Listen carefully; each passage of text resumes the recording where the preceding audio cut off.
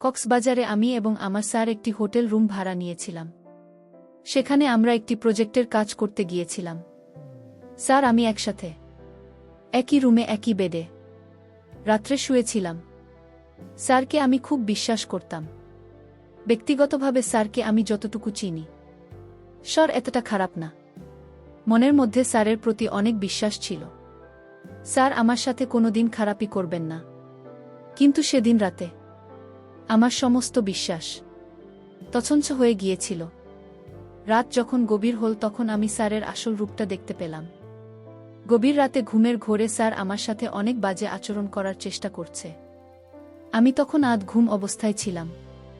যখন স্যার আমার এখানে পরিপূর্ণ দখল নিতে চাইল তখন আমার ঘুম ভেঙে যায়। আমি চোখ খুলতেই যা দেখলাম তাতে আমার দম বন্ধ হয়ে যাওয়ার মতো অবস্থা হলো। বন্ধুরা, গল্পটি অনেক ইন্টারেস্টিং। আশা করি পুরো গল্পটি তোমরা অনেক মনোযোগ সহকারে শুনবে। তবে গল্পটি শুরু করার পূর্বে বন্ধুরা, তোমাদের নিকট আমার বিশেষ অনুরোধ, তোমরা অবশ্যই আমার চ্যানেলটি সাবস্ক্রাইব করে আমাকে সাপোর্ট করবে। হ্যালো বন্ধুরা, আমি রূপালী চক্রবর্তী। তবে আমার ডাক নাম রূপালী, সবাই আমাকে রূপালী নামে চিনে। আমার বর্তমান বয়স 23। বর্তমানে আমি একজন প্রতিষ্ঠিত মডেল অভিনেত্রী।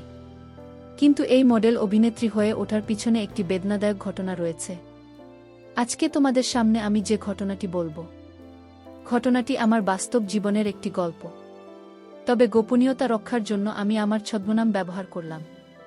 আমার দুষ্টুমিষ্টু বন্ধুরা, খুব ছোটবেলা থেকেই আমি একজন বিখ্যাত মডেল হওয়ার স্বপ্ন ছিল। স্বপ্নটা যেন এক পর্যায়ে আমার নেশায় পরিণত হয়ে গেল। মনের মধ্যে সবসময় কল্পনা জল্পনা করতাম, কিভাবে আমি একজন বিখ্যাত মডেল হতে পারি, দেশের নামকরা মডেল হতে পারি। খুব ছোটবেলা থেকেই স্বপ্নটা মনের মধ্যে পোষণ করতে থাকি। স্কুলে পড়ার সময় আমি বিভিন্ন সাংস্কৃতিক অনুষ্ঠানে অভিনয় করার চেষ্টা করতাম এবং ভালো নৃত্য করার চেষ্টা করতাম। আর সবসময় একজন মডেলের গুণাগুণ থাকা দরকার, ওই সবগুলো বৈশিষ্ট্যই আমি অর্জন করার চেষ্টা করতাম। আমি দেখতে অনেক সুন্দর, সুদর্শন এবং স্মার্ট ছিলাম। সবচেয়ে আমার চেহারার মধ্যে আকর্ষণীয় একটা ভাব ছিল যা আমাকে মডেল হতে সাহায্য করেছিল। আর তাছাড়াও কেউ আমাকে দেখলেই মডেল বলে ডাকত। আসলে মডেল হওয়ার যে ফিটনেসের প্রয়োজন ছিল তার সম্পূর্ণ যোগ্যতাই আমার ছিল। কিন্তু আমি গ্রামে থাকতাম, গ্রামের স্কুলে পড়ালেখা করতাম, যে কারণে স্বপ্নটা কখন যে বাস্তব হবে তা নিয়ে শুধু কল্পনা করতাম। তবে চেষ্টা করে যাইতাম অবিরত। মনের মধ্যে শুধু কল্পনাই করতাম কখন কোনো সময় আমি একটা নামি দামি মডেল হতে পারব। এসব চিন্তা করতে করতে আমি রাতে বসে বসে টিভি দেখছিলাম আর ভাবছিলাম। ঠিক এমন সময় আমার আব্বু আমাকে ডাক দিয়ে বলল, মা রূপালী, একটু এদিকে আয় তো। আমি বাবার কাছে গেলাম। তারপর বাবা আমাকে বলল, মা রূপালী, অনেক দিন হল তোর বোন শেফালিকে দেখি না। তুই তো এসএসসি পরীক্ষা দিয়ে দিয়েছিস, এবার তোর বোনের বাড়ি থেকে একবার বেড়াই গা। আমি বললাম, আচ্ছা ঠিক আছে বাবা। বাবার কথা মতো পরের দিন আমি আমার বোনের বাসায় ঢাকা যাওয়ার জন্য প্রস্তুত নিলাম। ট্রেনে উঠলাম। আমার সাথে একটি মধ্যবয়সী লোক ট্রেনে উঠল। একই সিটে লোকটি আমাকে দেখে হা করে তাকিয়ে রইল, কিন্তু লোকটির সাথে কোনো কথা বললাম না। হঠাৎ করে লোকটির ফোনে একটি ফোন আসে। শুনলাম লোকটি কথা বলছে কারো সাথে। লোকটির কথা শুনে মনে হচ্ছে লোকটি কোনো একটি মডেলিং এজেন্সির পরিচালক অথবা প্রযোজক। লোকটি আমার ঠিক পাশের সিটে বসেছিল। লোকটির কথা শুনে পরিষ্কার হয়ে গেলাম যে লোকটি একটি মডেলিং এজেন্সির পরিচালক। তারপর আমি ভাবলাম লোকটির সাথে একটু পরিচিত হয়ে নিয়ে। আমি জিজ্ঞেস করার আগেই লোকটি আমাকে জিজ্ঞেস করল, এই যে ম্যাম, আপনার নাম কি? আমি বললাম, স্যার আমার নাম রূপালী চক্রবর্তী। তারপর লোকটি আমাকে বলল, বাহ, খুব সুন্দর নাম তো তোমার। তুমি কি করো? আমি বললাম, স্যার আমি এই বছর এসএসসি পরীক্ষা দিয়েছি। তারপর লোকটি তোমাকে জিজ্ঞেস করল, ভবিষ্যতে তুমি হতে চাও? আমি বললাম, স্যার ভবিষ্যতে আমি একজন বিখ্যাত মডেল হতে চাই। তখন লোকটি আমাকে বলল, বাহ, খুব সুন্দর উদ্দেশ্যটা তোমার, আর তোমার চেহারা যে সুন্দর, যে আকর্ষণীয়, নিশ্চয়ই তুমি মডেল হওয়ার অধিকারী। আমি লোকটির কথায় আমার প্রশংসা শুনে আমি কিছুটা হেসে উঠলাম। তারপর আমি লোকটিকে জিজ্ঞেস করলাম, স্যার আপনি কি করেন? লোকটি একটি হাসি দিয়ে বলল, এই নাও আমার কার্ড, এখানে বিস্তারিত লেখা আছে। লোকটির কার্ডটি দেখে আমি চমকে গেলাম। আমি এতদিন মনে মনে যাকে খুঁজছিলাম সেই আজকে আমার সামনে হাজির। কার্ডটিতে স্যারের নাম লেখা ছিল শুভঙ্কর চক্রবর্তী। আমিও স্যারকে বললাম, স্যার আপনার নাম অনেক সুন্দর। তারপর স্যারের সাথে আস্তে আস্তে ফ্রি হতে শুরু করলাম। একটু একটু করে কথা বলতে বলতে স্যারের সাথে আমি বেশ মাতিয়ে ফেললাম। এভাবে স্যারের সাথে গল্প করতে করতে কখন যে সময় কেটে গেল তা বুঝতেই পারলাম না। হঠাৎ করে সিগন্যাল পেলাম, ট্রেন কমলাপুর রেলওয়ে স্টেশনে চলে আসলো। স্যার আমি উঠে নেমে গেলাম। নেমে যাওয়ার সময় স্যার আমাকে বলল, রূপালী, তোমার যদি মডেল হওয়ার খুব ইচ্ছে থাকে তাহলে এই কার্ডের ঠিকানা অনুযায়ী এসো, আর এই নাম্বারে আমার সাথে যোগাযোগ রাখবে। আমি বললাম, আচ্ছা ঠিক আছে স্যার, আর আমাকে ফোন দিও।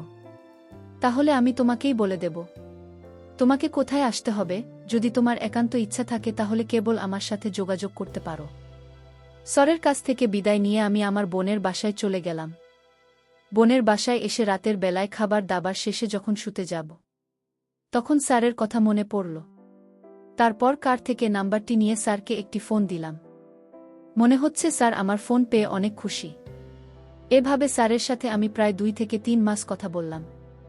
তারপর স্যার একদিন আমাকে হঠাৎ করে বলল, রূপালী, মডেলিং হওয়ার একটা সুযোগ এসেছে আগামীকালকে। আমাদের এখানে মডেল সিলেক্টেড প্রতিযোগিতা চলবে। আশা করি তুমি সেখানে আসবে যদি পরিচালনা পর্ষদ এবং তোমার যোগ্যতা, তোমার সবকিছু মিলে যায়। তাহলে তুমি সেখানে মডেলিং হওয়ার চান্স পেয়ে যাবে। স্যারের কথা শুনে আমি মহা খুশি হয়ে গেলাম। আমি বললাম, স্যার অবশ্যই আসব। তারপর নির্দিষ্ট দিনে আমি চলে গেলাম ইন্টারভিউ দিতে। ইন্টারভিউ দিতে গিয়ে দেখি আমার মতো সেখানে অনেকেই ইন্টারভিউ দিতে আসছে। কিন্তু সেখানে গিয়ে দেখি ইন্টারভিউতে প্রধান ভূমিকা পালন করছে সেদিন যে আমার সাথে ট্রেনে পরিচিত হয়েছিল, যে লোকটাই, তাকে দেখে আমি খুব একটা সাহস পেলাম, মনের মধ্যে ভরসা পেলাম। ভাবলাম আমার মডেলিং এর স্বপ্ন হয়তো পূরণ হতে চলেছে। বোন, আমি আরেকটি কথা বলে দিই। সেদিন ইন্টারভিউতে যাওয়ার সময় আমি এমনভাবে নিজেকে প্রদর্শন করেছিলাম, অর্থাৎ সাজগোজ করেছিলাম, যেন আমাকে দেখে স্যারের চোখ কপালে উঠে যাওয়ার মতো অবস্থা হয় এবং আমাকে তার এজেন্সিতে মডেলিংয়ের কাজ করার সুযোগ করে দেয়। বসে থেকে অপেক্ষা করতে করতে হঠাৎ করে আমার সিরিয়াল আসলো। আমি স্যারের দরজার পাশে গিয়ে স্যারকে নমস্কার দিলাম। স্যার আমার নমস্কারের উত্তর দিল। আমি বললাম, স্যার আসতে পারি? স্যার বলল, জি আসুন। তারপর আমি ভিতরে প্রবেশ করলাম। তারপর স্যারকে বললাম, স্যার বসতে পারি? স্যার বলল, জি বসুন। তারপর স্যার আমাকে জিজ্ঞেস করল, তোমার নাম কি? আমি বললাম, আমার নাম রূপালী চক্রবর্তী। যদিও স্যার আমার নাম জানে, তারপরেও ইন্টারভিউ বোর্ডে সবাইকে দেখাতে গিয়ে স্যারের এই নাটকটা করতে হলো। স্যার আমাকে বলল, বাহ, খুব সুন্দর, খুব মিষ্টি নাম তো তোমার। পড়ালেখা কতটুকু করেছ? আমি বললাম, স্যার এসএসসি পরীক্ষা দিয়েছি বছর। স্যার বলল, ভালো, তুমি অভিনয় কেমন পারো? এর আগে তোমার কি আর কোনো অভিনয় করার অভিজ্ঞতা আছে? আমি বললাম, স্যার আমি এর আগে কোনো মডেলিং এজেন্সিতে অভিনয় করিনি, কিন্তু আমার শিক্ষা জীবনে আমি হাই স্কুলে বিভিন্ন সংস্কৃতি অনুষ্ঠানে নৃত্য পরিবেশন করতাম এবং বিভিন্ন শিক্ষামূলক নাটক বা বিভিন্ন অনুষ্ঠানে বেশ ভালো অভিনয়ের পারফর্ম করেছি। সেক্ষেত্রে আমি যতটুকু ভাবলাম, আপনি যদি আমাকে একটু সুযোগ দেন তাহলে আমি আমার সর্বোচ্চ দিয়ে চেষ্টা করব। স্যার বলল, আমি তোমার কথা বুঝতে পেরেছি, কিন্তু অভিজ্ঞতা হলে ভালো হতো। আচ্ছা ঠিক আছে রূপালী, তুমি কি আমাকে এখন এই মুহূর্তে একটা অভিনয় করে দেখাতে পারবে? আমি বললাম, স্যার অবশ্যই পারব, তবে আপনি আমাকে বলে দেন আমি কোন ধরনের অভিনয় করব। তখন স্যার আমাকে একটি ডায়ালগ শিখিয়ে দিয়ে বলল, এই ডায়ালগ অনুযায়ী তুমি একটু অভিনয় করো। তারপর আমি স্যার এর ওই ডায়ালগ অনুযায়ী অভিনয় করতে শুরু করলাম। অভিনয় শেষে স্যার আমাকে বলল, বাহ, খুব সুন্দর হয়েছে। তোমার অভিনয় দেখে আমি অনেক খুশি হয়েছি। তোমার যা ফিটনেস তোমাকে দিয়ে হবে। ঠিক আছে রূপালী, তুমি আগামীকালকে চলে আসবে। আগামীকালকে তোমার প্রথম রিহার্সাল। আমি বললাম, আচ্ছা ঠিক আছে স্যার, আমি আগামীকালকে ঠিক সকাল 10টায় চলে আসব।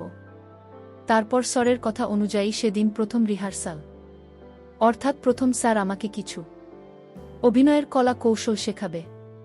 এজন্য খুব আনন্দে, খুব উৎসাহের সাথে খুব সুন্দর করে সেজেগুজে একবারে নিজেকে আকর্ষণীয়ভাবে তৈরি করলাম।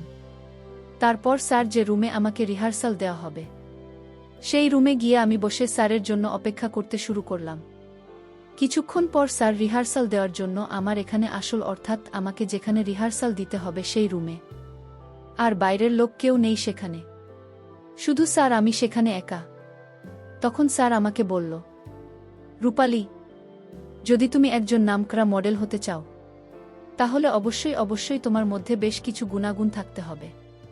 তার মধ্যে সবচেয়ে বড় গুণটা সেটা হচ্ছে অভিনয় করতে গিয়ে কখনো আনইজি ফিল করতে পারবে না। সব সময় মনটাকে উদাস উদাস রাখবে। তাহলে দেখবে অভিনয় অটোমেটিক চলে আসবে এবং তুমি ভালো পারফর্ম করতে পারবে। ঠিক আছে রূপালী, আমি বললাম আচ্ছা ঠিক আছে স্যার, আপনার আশীর্বাদ থাকলেই হবে। তারপর স্যার বলল চলো তাহলে রিহার্সাল শুরু করি। আমি বললাম ওকে স্যার। তারপর স্যার আমাকে বিভিন্ন দৃষ্টিভঙ্গিতে অভিনয় শিখতে শুরু করল। আমিও স্যারকে অনুসরণ করতে শুরু করলাম। কিন্তু মাঝে মধ্যে অভিনয় শিখতে গিয়ে স্যার আমার সাথে কেমন জানি আচরণ করে, মাঝে মাঝে খুব বাজেভাবে স্যার আমাকে অভিনয় শিখতে। আমিও স্যারের তালে তাল দিতে শুরু করলাম, কারণ বিখ্যাত মডেল অভিনেত্রী হওয়া ছিল আমার সারা জীবনের স্বপ্ন। তাই আমি এই সব ব্যাপারে কিছুই মনে করলাম না। এইভাবে স্যারের সাথে আমি প্রায় 1 বছর অভিনয় শিখলাম। স্যারের সাথে 1 বছর অভিনয় শিখতে গিয়ে আমি একেবারে স্যারের সাথে ফ্রি হয়ে গেলাম। স্যার যে কোনো বিষয় আমার সাথে শেয়ার করতে হয়, আমিও স্যারের সাথে শেয়ার করতাম। এক কথায় স্যার আর আমার মধ্যে একটা বন্ধুত্ব সম্পর্ক তৈরি হয়ে গেল এবং বিভিন্ন সময়ে অভিনয় করতে গিয়ে তার আমার সাথে অনেক ভিন্ন রকম কিছু হতো। তখন আমি যদি উল্টো দিকে যাইতাম তাহলে স্যার মন খারাপ করত। মনে মনে ভাবলাম বিখ্যাত মডেল অভিনেত্রী হতে হলে স্যারকে এরকম সুযোগ সুবিধা দিতে হবে। মনে হয় এটাই নিয়ম, এটা ছাড়া সম্ভব না। কারণ স্যারকে খুশি না করলে স্যার আমাকে কখনো কোনো সুযোগ সুবিধা দেবে না। তারপরেও যতটুকু পারতাম স্যারকে খুশি করার চেষ্টা করতাম। প্রায় 1 বছর পর স্যার আমাকে বলল, রূপালী চক্রবর্তী, তোমার জন্য একটা অফার এসেছে। তুমি কি সেই অফারে কাজ করতে রাজি আছো? আমি বললাম স্যার কি অফার? স্যার বলল, রূপালী চক্রবর্তী, একটা নামকরা কোম্পানির মডেলের কাজ পেয়েছি। আমি চাচ্ছি সেই মডেলের কাজটা তোমাকে দিয়ে করাব। আর এই জন্য তোমাকে একটা শর্ত পূরণ করতে হবে। তুমি কি রাজি? আমি বললাম জি স্যার, আমি রাজি। এজন্য স্যার আমাকে যে কোনো সত্য আপনি বলবেন সেই শর্ত পূরণ করতে রাজি। স্যার আমার উত্তর শুনে খুব খুশি হল। তারপর স্যার আমাকে বলল, তাহলে যে তোমাকে আমার সাথে 1 সপ্তাহের জন্য কক্সবাজার যেতে হবে। সেখানে বিজ্ঞাপনের লোকেশনটা খুব ভালো করে ট্র্যাক করতে হবে এবং তোমাকে জায়গায় জায়গায় ঘুরে দেখাতে হবে এবং কিছু কলাকৌশল শেখাতে হবে যে কিভাবে বিজ্ঞাপনের শ্যুট করা হবে। আমি বললাম কোনো সমস্যা নাই স্যার, আপনি যেদিন বলবেন আমি সেদিনই যাব। তারপর স্যার আমাকে বলল, আচ্ছা ঠিক আছে, তাহলে আগামীকালকে তুমি তৈরি থাকো, আগামীকালকে আমরা কক্সবাজার যাচ্ছি। আমি বললাম ঠিক আছে স্যার, আমি আগামীকালকে একেবারে রেডি হয়ে চলে আসব। তারপর স্যারের সাথে আমি চলে গেলাম। কক্সবাজার গিয়ে আমরা একটা ভিআইপি হোটেল ভাড়া নিলাম। কিন্তু আমার স্যারের সাথে প্রথম থাকতে খুব অসুবিধা হচ্ছিল। আর তাছাড়া স্যারের সাথে তো আমার অনেক দিনের সম্পর্ক, একেবারে ফ্রি, যে কারণে তেমন বেশি একটা ভয় ছিল না। কিন্তু স্যার আমার সাথে যে একেবারে নোংরামি করবে সেটা আমার স্বপ্নের বাইরে ছিল। যদিও একসাথে একই রুমে, একই বেডে, কিন্তু মনের মধ্যে বিশ্বাসটা ছিল অনেক। এছাড়া স্যার আমাকে যাই করুক না কেন অন্ততপক্ষে আমার সাথে করবে না। কিন্তু সেই বিশ্বাস ভেঙে গেল সেদিন স্যারের সাথে ব্যাসের করার পর। রাতে ঘুমানোর সময় হঠাৎ করে আমি অনুভব করলাম কেউ যেন আমার উপর হিংসাত্মক আক্রমণ করার চেষ্টা করছে। ভয়ে ভিতরটা কেঁপে গেল। ঘুম থেকে চট করে উঠলাম। উঠে দেখি স্যারের ভয়ানক রূপ অদ্ভুত দানবের মতো অদ্ভুত আচরণ করা শুরু করল। জীবনে প্রথম এরকম ধরনের প্রবলেমে পড়লাম। তারপর স্যারকে আমি অনেক কাকুতি মিনতি করেছিলাম, কিন্তু আমার কোনো কথাই শুনতে রাজি না। এই মুহূর্তে আমি নিরুপায় হয়ে তার বাধ্য হওয়া ছাড়া আর কোনো উপায় ছিল না। অবশেষে বাধ্য হয়ে থাকে আমার সব কিছু দিতে হলো। আর সেই জন্মের মত আমার কাছ থেকে সব কিছু কেড়ে নেওয়ার চেষ্টা করছে। কি ভয়ানক স্যারের রূপ! জীবনের প্রথম এত বড় জিনিসটা আমার এখানে নিতে অনেক কষ্ট হচ্ছিল। মনে হচ্ছিল যেন আমার সব কিছু এলোমেলো হয়ে যাচ্ছে। আমি জোরে জোরে নিঃশ্বাস নিতে শুরু করলাম। কোনো কথাই বলতে পারছিলাম না। কারণ তার ওটা ছিল বিদেশিদের মত। ওই তো বটেই, ছোট জিনিস, তাকে কিভাবে নেই? তারপরেও সে আমাকে কোনোভাবেই ছাড় দিল না। প্রায় 2 থেকে 3 ঘন্টা এলোপাতাড়ি করার পর সে আস্তে আস্তে দুর্বল হয়ে গেল এবং তার সমস্ত ইচ্ছা, সমস্ত খায়েশ মিটিয়ে নিল। বন্ধুরা, অবশেষে আমার ভাল লেগেছিল। বন্ধুরা, সেই রাতটি কখন বলতে পারব না। অবশেষে আমাকে মডেল হওয়ার সুযোগ দিয়েছিল, কিন্তু বিনিময়ে কেড়ে নিয়েছিল আমার জীবনের শ্রেষ্ঠ সম্পদ। বন্ধুরা, এখন আমি অনেক বড় মাপের মডেল অভিনেত্রী, কিন্তু সেই দিনটির কথা এখনও মনে পড়লে খুবই অনুশোচনা ভোগী। পরিশেষে আমি তোমাদেরকে বলব বন্ধুরা, তোমরা চলার ক্ষেত্রে বিভিন্ন উপায়ে বিভিন্ন লোকের সাথে পরিচিত হয়ে থাকতে পারো, কিন্তু তোমরা অপরিচিত কাউকে কখনো মন থেকে বিশ্বাস করো না। মন থেকে বিশ্বাস করলে হয়তো আমার মতো তোমাদেরকেও এরকম অবস্থা হতে পারে। অপরিচিত বেশিরভাগ লোকই তোমার কাছ থেকে কোনো কিছু রসিলার সুবিধা নেওয়ার চেষ্টা করবে, কিন্তু যখন তাদের সুবিধা নেওয়া হয়ে যাবে তখন তোমাকে ছুঁড়ে ফেলে দেবে। যেমনটা হয়েছিল আমার জীবনে শুধুমাত্র একটা সামান্য মডেল তৈরি করার জন্য। আমার জীবনের শ্রেষ্ঠ সম্পদ, আমার সম্ভ্রম, তার কেড়ে নিয়েছিল। শত কাকুতি মিনতি করেও কোনো কাজ হলো না। বন্ধুরা, আজকে এই পর্যন্তই। ভিডিওটি ভালো লাগলে একটি লাইক দিয়ে চ্যানেলটি সাবস্ক্রাইব করে আমাকে সাপোর্ট করবে। পরিশেষে তোমাদের সুস্বাস্থ্য কামনা করি।